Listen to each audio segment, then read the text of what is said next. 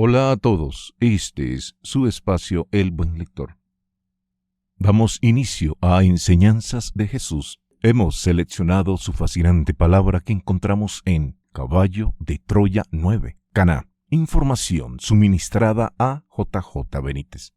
Estos audios nos acercan a las charlas, las prédicas y frases que Jesús de Nazaret nos ofrece en cada uno de los libros Caballo de Troya.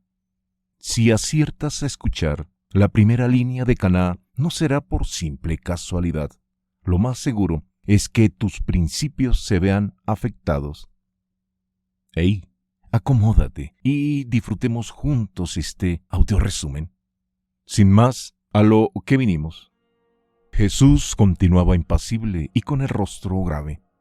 Dios bendito, que Jasón recordara, aquella era la primera vez que el maestro hablaba en público.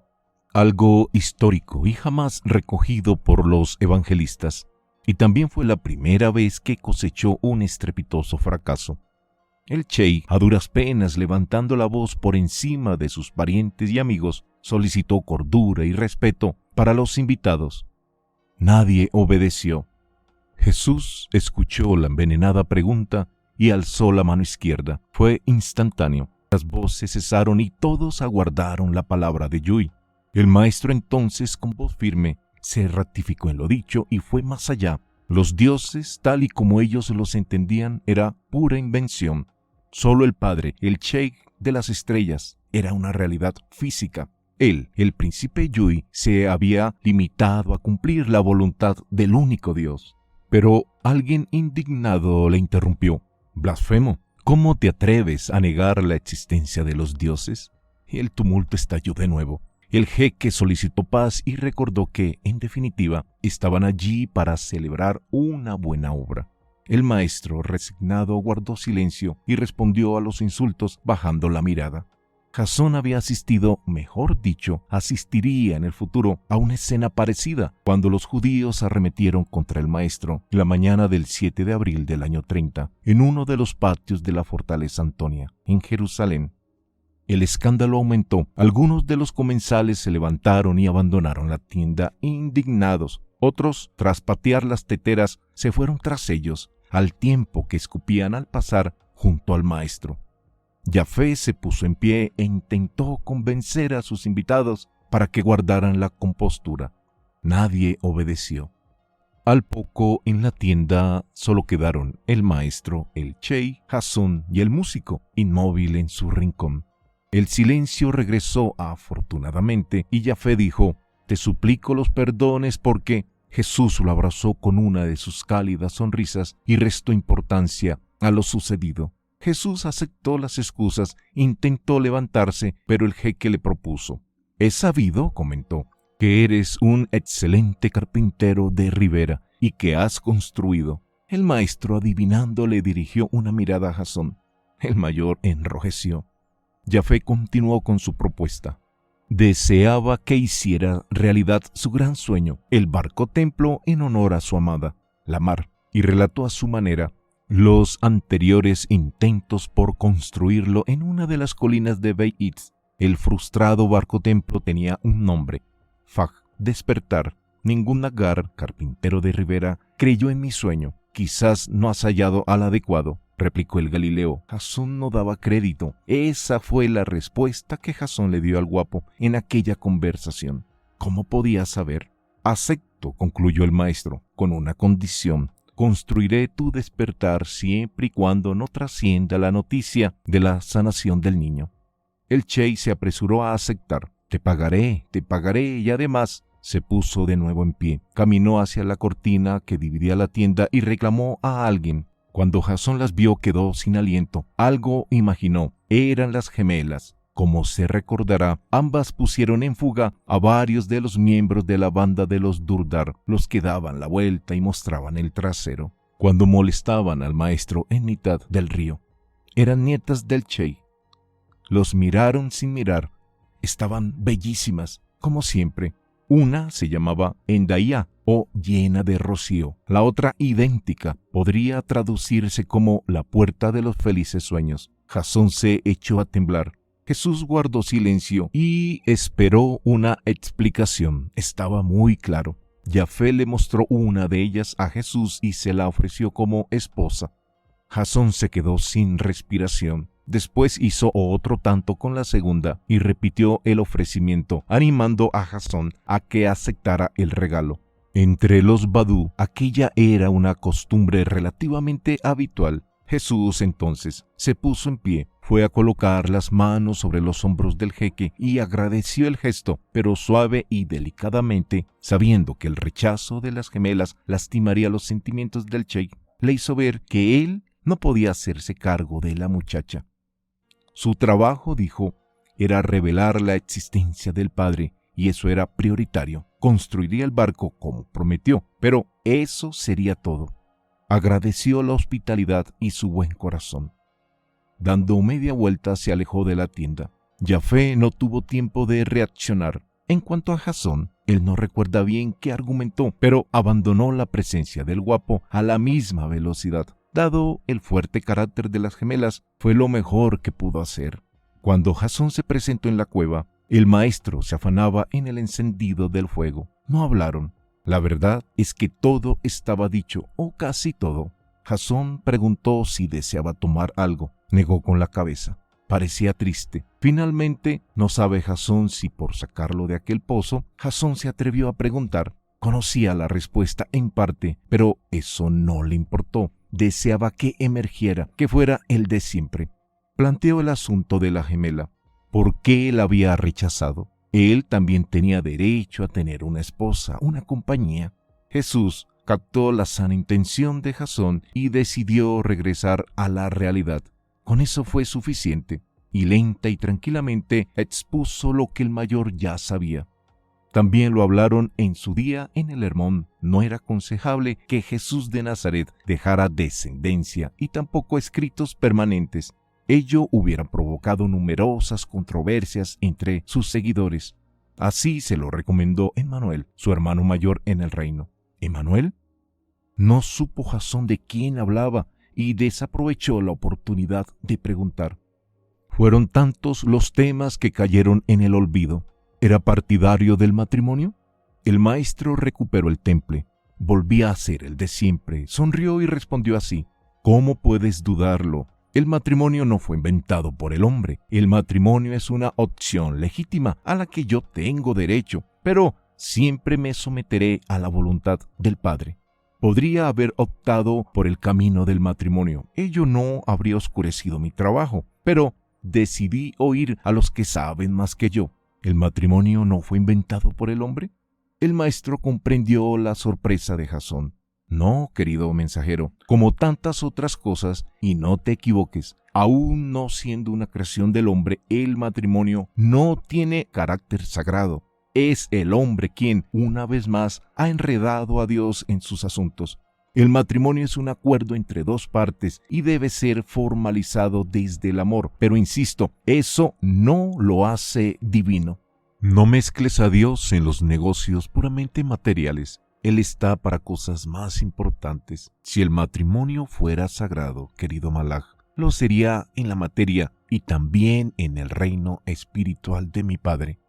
Allí, sin embargo, no existe el matrimonio tal y como lo interpretáis en la tierra. Mensaje recibido.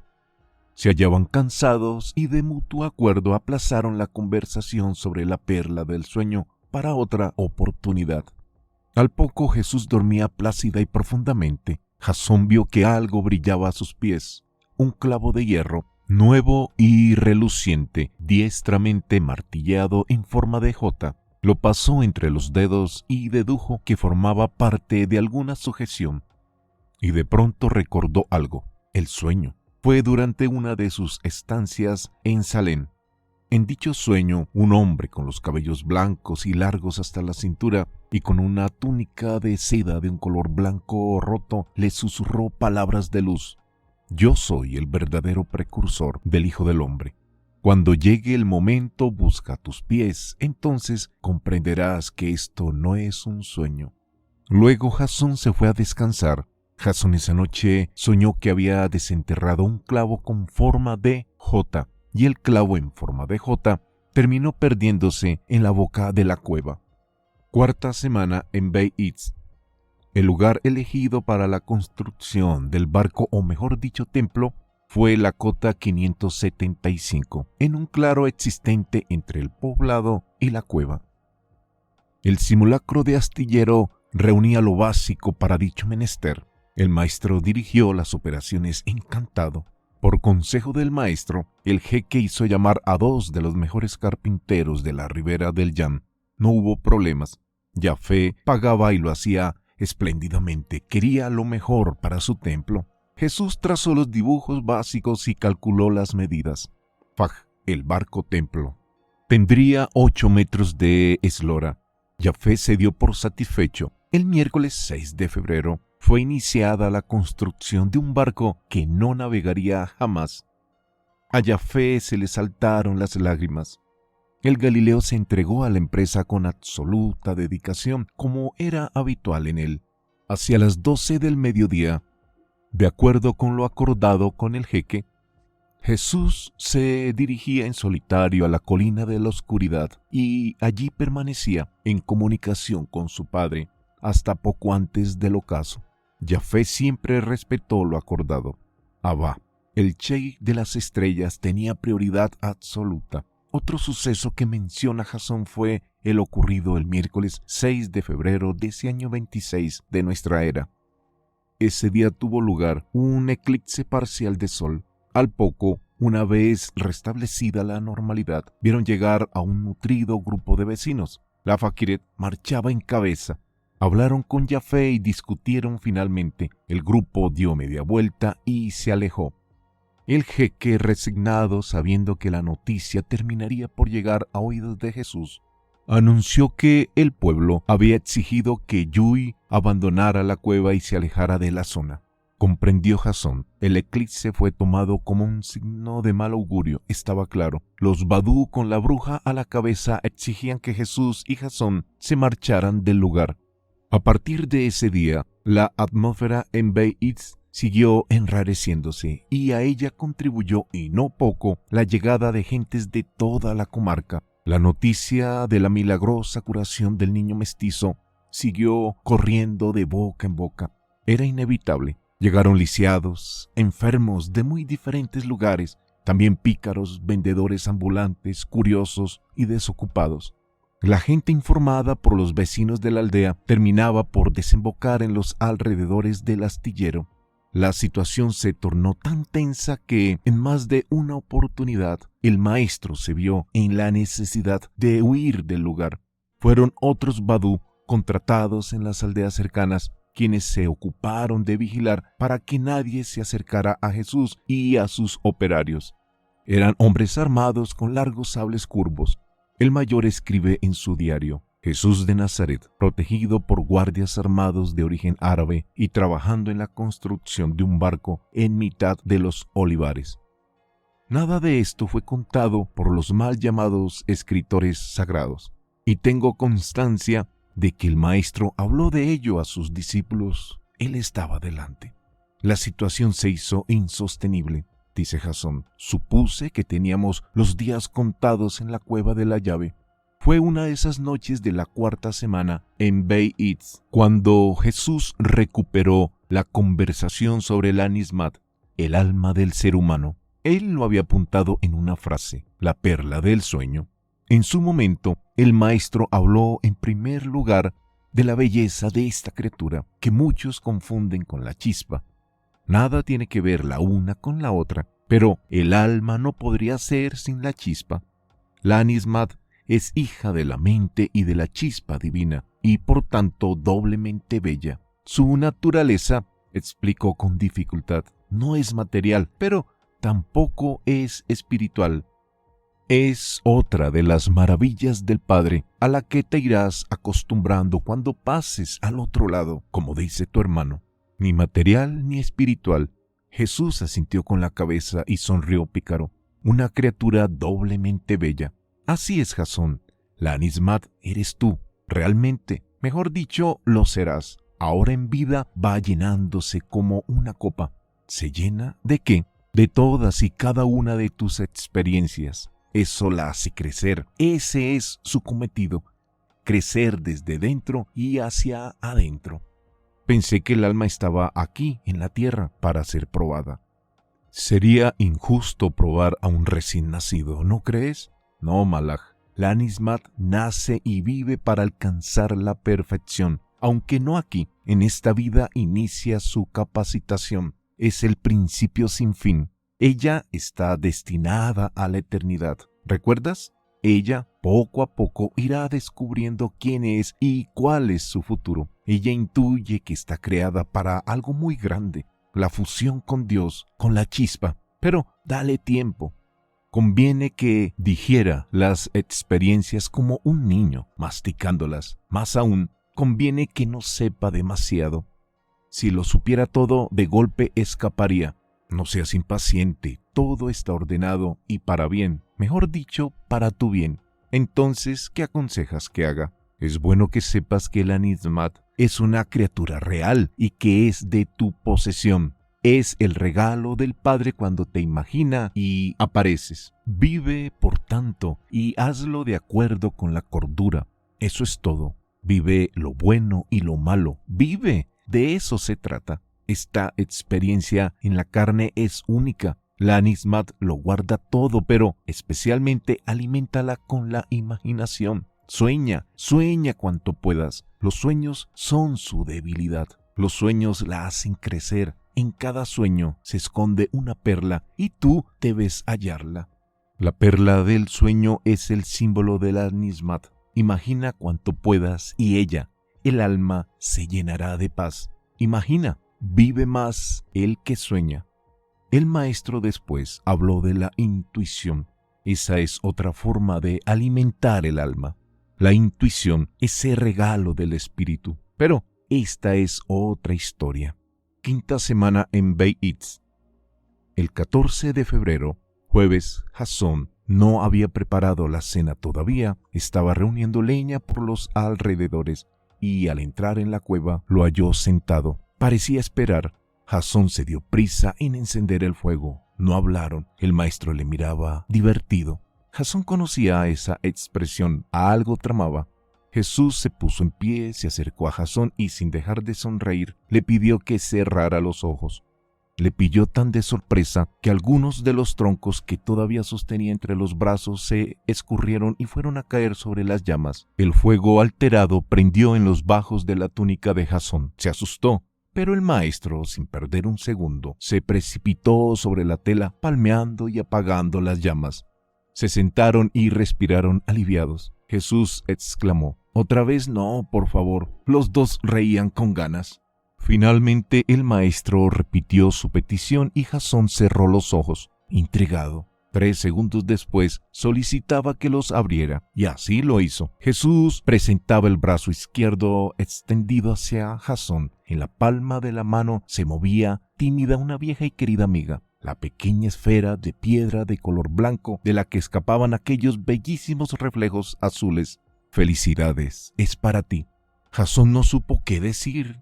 La tomó y la acarició. La esferita de unos 3 centímetros de diámetro le sonrió a su manera. Al girarla emitió destellos azules como si dijera: «Hola». Quien esto escribe le había tomado especial afecto, en especial a raíz de sus peripecias en las 778. Cuando Jesús se dedicó a lanzarla al vacío mientras conversaban sentados en uno de los precipicios. Al moverla, el número que flotaba en el mercurio recuperó lentamente la verticalidad. Aquel 755 o 557, según se mirase. Jasón le interrogó con la mirada. ¿A qué obedecía aquel súbito regalo? Jesús aclaró que se encontraban en el 14 de Adar, febrero, una de las fiestas más populares del pueblo judío, Purim, o la fiesta de las suertes. Otros la denominaban la fiesta de Esther, en recuerdo de lo acaecido en Persia hacia el año 200 a.C. Cuando la bella Esther logró salvar a miles de judíos de una muerte segura. Jasón sabía algo de esa fiesta. La gente se lanzaba a las calles, se disfrazaba, intercambiaba regalos y atronaba las sinagogas con matracas y toda clase de artilugios. Purim finalmente, con el paso de los siglos, se convertiría en una fiesta en la que el pueblo judío festeja su victoria sobre todos aquellos que los han perseguido.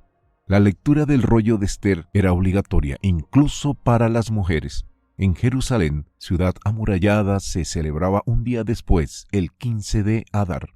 No supo Jasón cómo darle las gracias. Jesús volvió a abrazarlo con la mirada y rogó que no se ocupara de la cena. Esta vez la cosa era suya. Desapareció en la oscuridad de la noche en dirección a la casona del sheij. Jasón se sentó frente al fuego y pensó: aquel hombre era una criatura maravillosa. ¿Quién podía querer lastimarlo? Al rato llegó el maestro con varias cestas. Había acudido a la generosidad de Yahvé y éste lo complació con creces.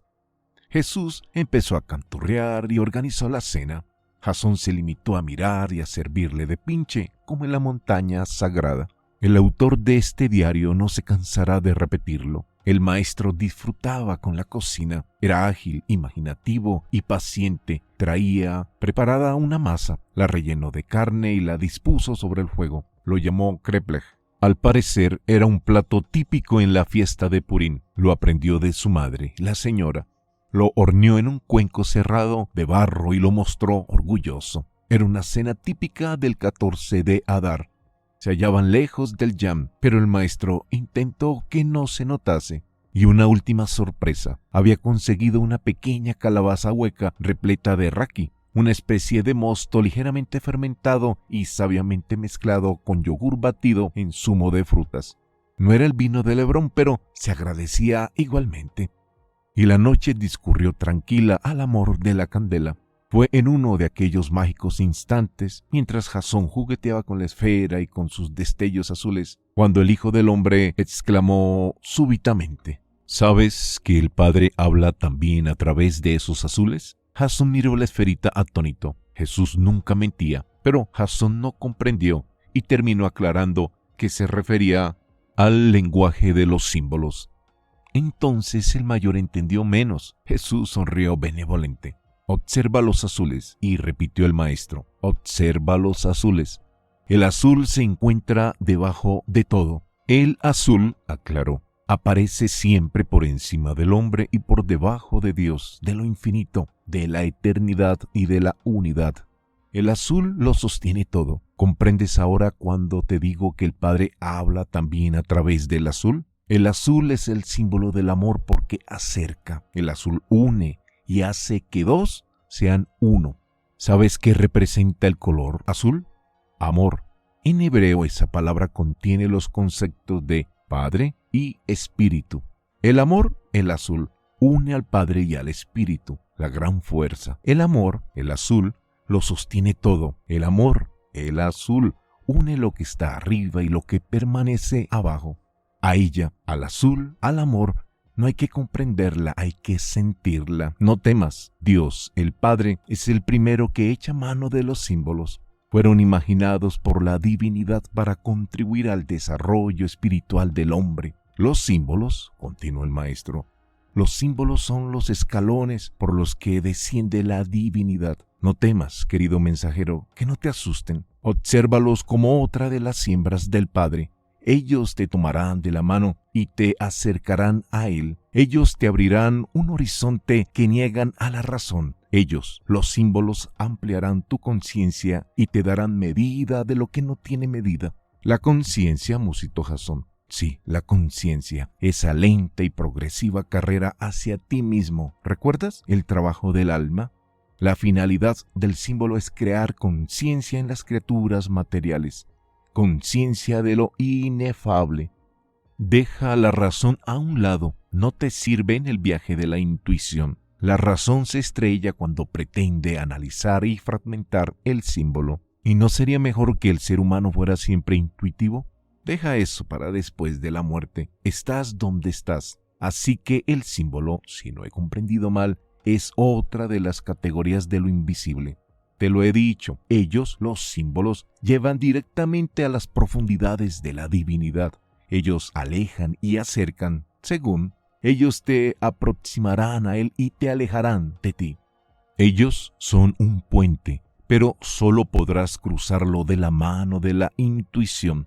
Presiéntelos, solo así serán símbolos vivos. Si el símbolo no te transmite, es que está por nacer. Los símbolos, sobre todo, están ahí para que lo presientas a él. Es una forma de decirte, pequeño.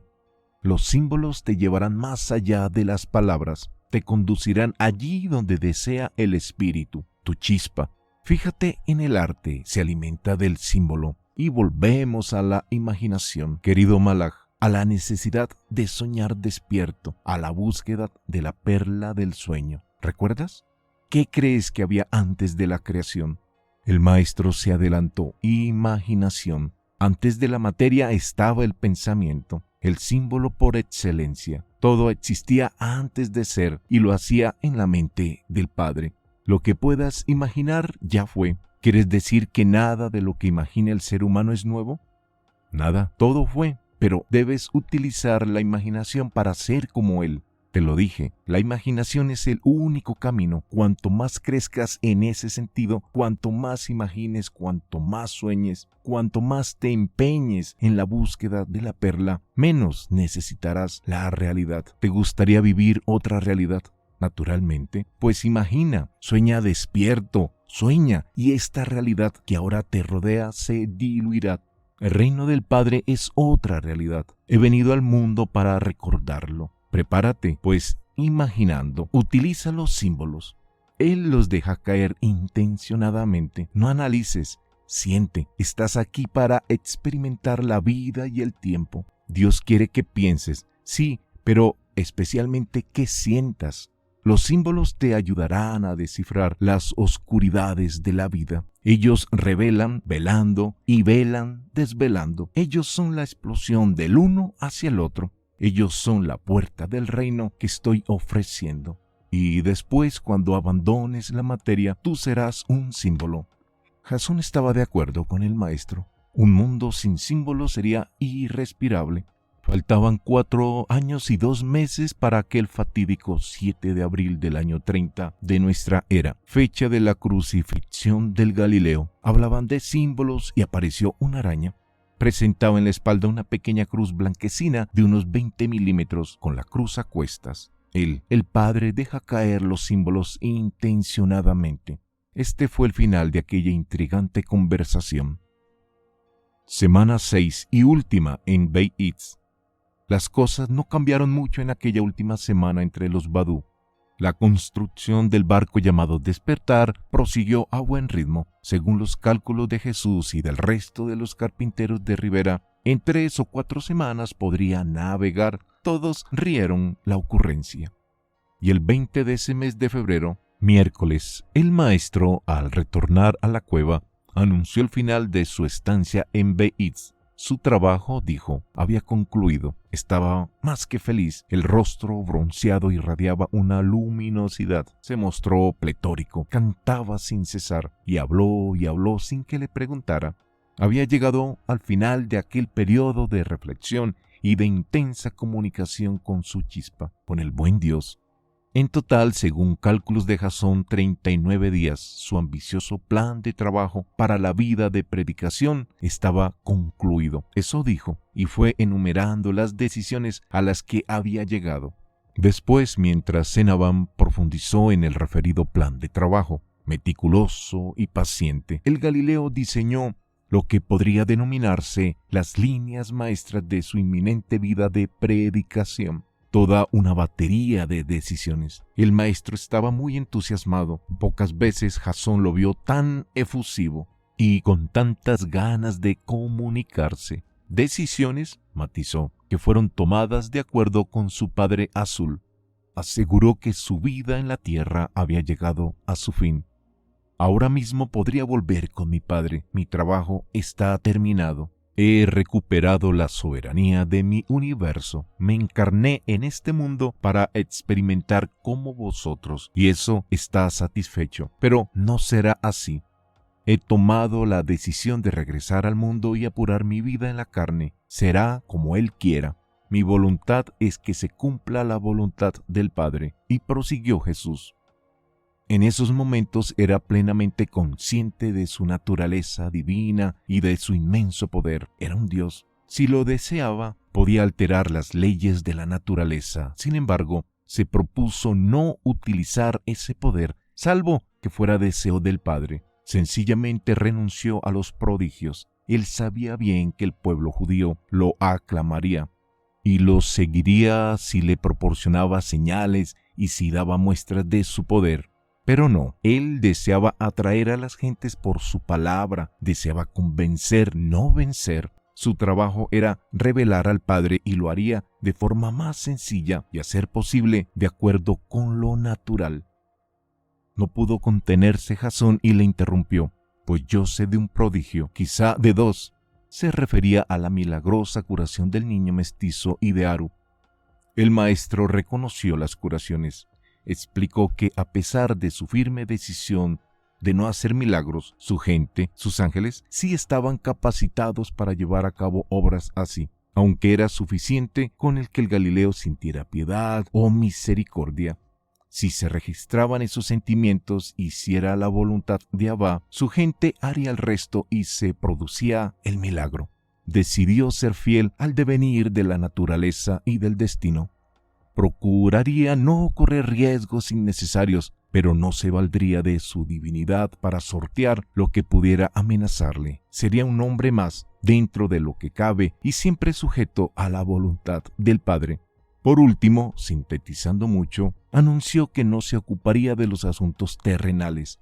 Él era un enviado de los cielos y para revelar asuntos espirituales. No entraría en problemas sociales o económicos. Lisa y llanamente decidió apartarse del poder temporal. Jasón sonrió para sus adentros. Aquello no tenía nada que ver con el posterior montaje de los hombres, incluidos sus seguidores. Aprovechó Jasón la oportunidad para plantear un tema delicado. Juan el Bautista y Johanán. Jesús fue todo lo sincero que pudo ser. No predicaría al mismo tiempo que el Bautista. Esperaría.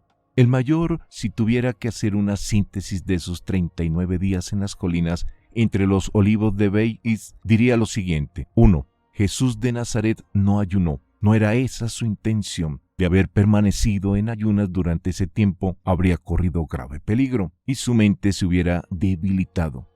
2. No se retiró al desierto como aseguran los evangelistas. 3. No fue tentado por el diablo. 4. Llevó a cabo sin querer su segundo gran prodigio. 5. Planificó lo que debería ser su vida pública. 6. Inició la construcción de un barco de 8 metros llamado Faj. Despertar. 7. Cosechó su primer fracaso y fue acusado de blasfemo. 8. No fue alimentado por los ángeles. Bueno, en parte sí. 9. Su gente, alrededor de 72,000 criaturas celestes, permaneció con él día y noche, y así fue hasta el final de sus días. Esa noche Jasón no podía dormir. El maestro dormía como un bendito. Lástima que los evangelistas no mencionaran lo sucedido en el Candeasi y en el olivar de Beit-Is. Todo hubiera sido más lógico y más bello. Al despertar, Jesús ya no estaba en la cueva. No dejó ninguna tabla escrita, como era su costumbre. Eso le extrañó a Jasón. Jasón escuchó unas voces, las reconoció. Era Juan Zebedeo y quizá la de Santiago, pero había más gente. Distinguió otra voz familiar. Era la de Eliseo. Al ingeniero solo le preocupaba la recuperación del cilindro, por eso buscaba al mayor. Ellos entraron a la cueva, Jasón se escondió. Ellos salieron y Jasón cargó los sacos de viaje y se deslizó veloz hacia la cota 575, hacia el claro en el que se construiría el barco. Jesús se había presentado en el astillero a primera hora y se despidió. El guapo estaba consternado. El maestro encomendó la terminación del Faj a sus ayudantes y se negó a cobrar lo estipulado. Jafé no salía de su asombro. Según el sheik, el Galileo rogó que guardara el dinero hasta que él regresase. Jasón quedó tan desconcertado como el jeque. Jasón fue a la colina. «Ánimo», se dijo, «el maestro sabrá qué hacer». En otra ocasión, Jasón caminó muy cerca de ahí. Pocos minutos después, a escasa distancia de donde se hallaba, lo vio aparecer. Por detrás de la misma peña apareció otro personaje igualmente familiar. El segundo personaje se acercó al maestro, conversaron y súbitamente el tipo de la sonrisa encantadora colocó el brazo derecho sobre los hombros del Hijo del Hombre. Era evidente que se conocían y que se apreciaban. La túnica a plena luz aparecía mate y lucía un blanco sin lustre. Superaba la estatura del maestro, quizá unos 2 metros. Hablaron y hablaron, reían, disfrutaban, evidentemente. Pasada una hora más o menos, dieron media vuelta y se alejaron. Jasón echó un vistazo a la cima y después a la niebla que había caído sobre Beit-Itz y sus alrededores. Momentos después, la niebla había desaparecido. Se extinguió en cuestión de minutos, quizá en segundos. La aldea de Beit-Itz, las colinas circundantes, el camino, los olivos, todo se apreciaba con nitidez. Jasón rodeó el lugar y regresó a la cueva. Al llegar vio una humareda negra huía por la boca de la gruta. Los badús se arremolinaban cerca de la caverna. Algunos gritaban, gesticulaban y solicitaban agua. También vio al maestro y al jeque. Al llegar al lugar, Jafé, al ver a Jasón, se arrojó en sus brazos y con lágrimas en los ojos agradeció a los dioses que le hubieran conservado la vida. Le explicó que todos pensaban que se hallaba en el interior y que había muerto. Alguien, al parecer, metió fuego a la paja y a las maderas de tola blanca que se almacenaban en la cueva. El maestro tranquilo miró a Jasón. Él sabía que Jasón no se hallaba en el interior. El jeque solicitó excusas por el desaguisado e intentó que pasaran la noche en la casona. Jesús declinó la invitación y se retiraron al astillero. Allí pasarían la última noche en Beit-Itz. Prácticamente no hablaron. Ni Jasón le contó el fugaz encuentro con los hermanos Zebedeo. Dejó que los acontecimientos siguieran su curso. Jasón se durmió en la compañía de las estrellas. Ella estaba allí, lejos y cerca. Ella brillaba para él, y una estrella le hizo un guiño. A ella, él la amaba. 23 de febrero, sábado. Alguien despertó a Jasón. Era el maestro. Vamos, Malach, despertemos al mundo. Llevaba el pelo recogido en la habitual cola y una cinta blanca de lana alrededor de la cabeza. Eso significaba que Jesús se disponía a caminar y durante un tiempo considerable. Cargaron los petates y en silencio, sin despedirse de nadie, descendieron hasta el camino de tierra apisonada que lamía a la entrada de la cueva. Él se adelantó y siguió caminando en solitario con sus zancadas largas y decididas. Y cuando llevaban recorridos casi 3 kilómetros, a la vista de un cruce de caminos, Jasón las descubrió. Eran ellas, las gemelas. Caminaban muy cerca, quizá a unos 200 metros. Y al pisar el referido cruce de caminos, volvió a suceder. Por la izquierda, al pie de la colina entre los olivos, apareció el tipo de la sonrisa encantadora.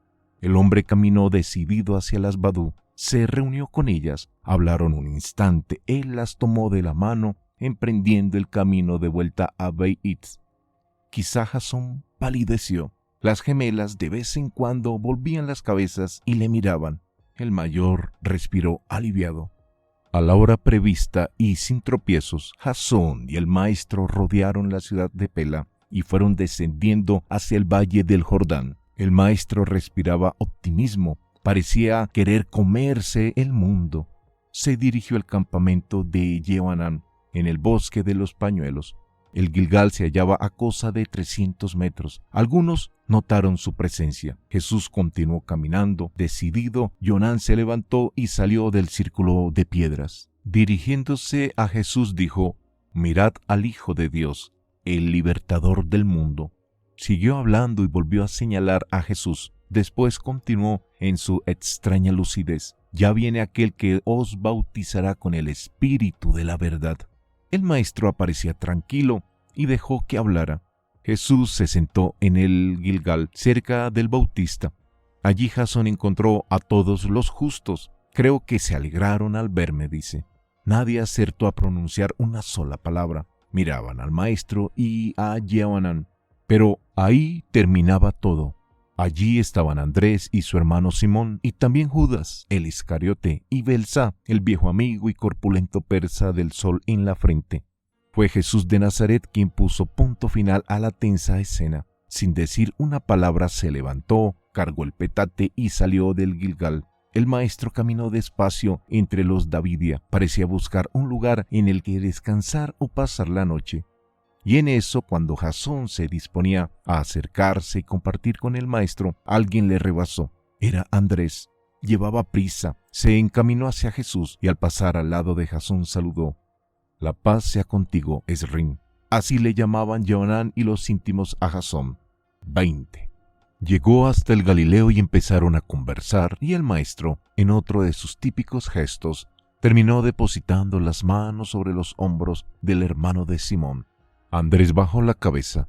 De pronto alguien pronunció el nombre de Jasón. Era Kesil. Lloraba e intentaba explicarse. Dijo algo sobre Beitz. Llevaban días buscándolo. En el bosque entró a la carrera Eliseo. Al llegar revisó el petate de Jasón. «¿Dónde lo tienes, maldito hijo de...?» Kesil, espantado, dio un paso atrás. Andrés, alertado por el tono de Eliseo, giró la cabeza, intrigado. Jesús continuó de espaldas, aparentemente atareado con el saco de viaje. El mayor sabe que Jesús oyó al ingeniero. «Haremos un trato, mayor. El cilindro a cambio de los oxidantes». «No lo tengo». Eliseo mencionó a ella y Jasón se dejó caer por un buen tiempo en el terreno. Ella era su amor. Cuando el mayor fue al campamento, allí no estaba el maestro. Después de tanto buscar, a eso de las 4 de la tarde apareció Jesús de Nazaret y Andrés. Jesús se reunió con Jasón. El Galileo abrió el saco y le dedicó una mirada larga. El mayor sabía que él sabía. Sabía que el maestro sabía de su tristeza. El maestro sacó del petate lo que sería la cena: carne salada, nueces peladas, aceitunas en salmuera, dátiles de Jericó recién llegados a pela y pan negro, otra especialidad de los badú. Andrés aclaró que el maestro se había ocupado personalmente de la compra y la pagó con su dinero. «Ahora despierta, querido Malaj», y añadió al tiempo que le guiñaba el ojo: «Confía, la esperanza va contigo, ¿o no?». Jasón asintió. Mensaje recibido. Andrés, el hermano de Simón, le contó luego a Jasón lo que vivió en esos momentos junto al maestro. Llegaron a trabajar juntos en el astillero de los Zebedeo. «Siempre me llamó la atención aquel hombre», resumió Andrés. «Yo sabía que era especial». Andrés contó la vez que un joven cayó contra el pavimento. Se afectó el brazo. El maestro buscó algunas tablas e improvisó un vendaje, inmovilizando el brazo. Después, con la ayuda de Andrés, lo trasladaron a su domicilio. La familia era de origen persa, muy humilde. Andrés contó lo que le dijo al maestro: «Si lo permites, me sentaré a tus pies y aprenderé la verdad sobre ese nuevo reino del que hablas». Jesús dijo que sí, que me admitía como discípulo suyo, y miró a Jasón atónito, como si el asunto no tuviera mayor importancia. Hey, amigos, hacemos una pausa en Enseñanzas de Jesús. Hemos seleccionado su fascinante palabra que encontramos en Caballo de Troya 9, Caná. Ten siempre presente que cuando tú lees o escuchas el audio de un libro, por sus palabras y sus líneas, ya no serás la misma persona. Nos encontraremos en otro audio resumen. Un gran abrazo para ti. Hey, de corazón, bendiciones.